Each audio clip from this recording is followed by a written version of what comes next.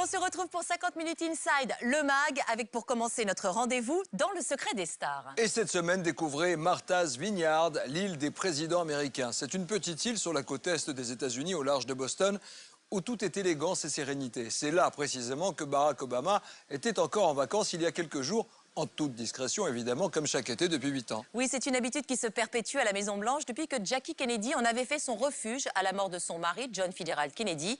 Dans le secret de l'île mythique de Martha's Vineyard, le reportage est signé Anne-Sophie Delcourt et Édouard Balit.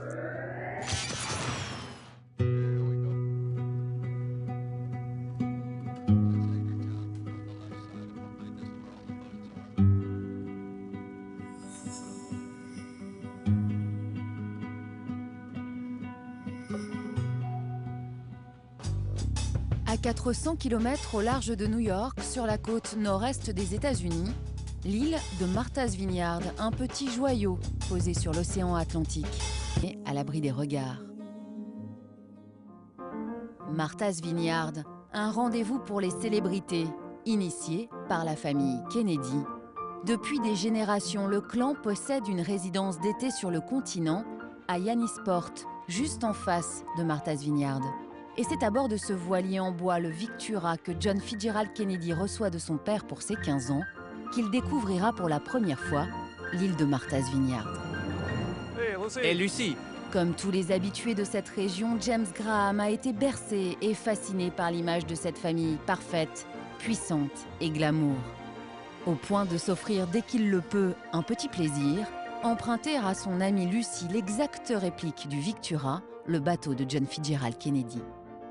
Le Victura a exactement la même allure, à part la coque bleue. C'est vrai. C'est un magnifique bateau. Tout en bois, comme le Victura.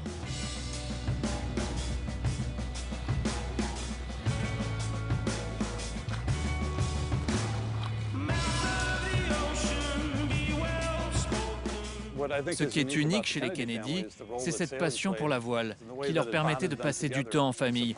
Ça fait partie de leurs ADN. Un mode de vie que JFK partage en famille et d'abord avec sa femme Jackie, qui elle aussi tombe sous le charme de cette île. À la mort brutale de son mari, c'est à Martha's Vineyard qu'elle trouvera refuge. Jackie était suivie en permanence par des paparazzi à cette époque.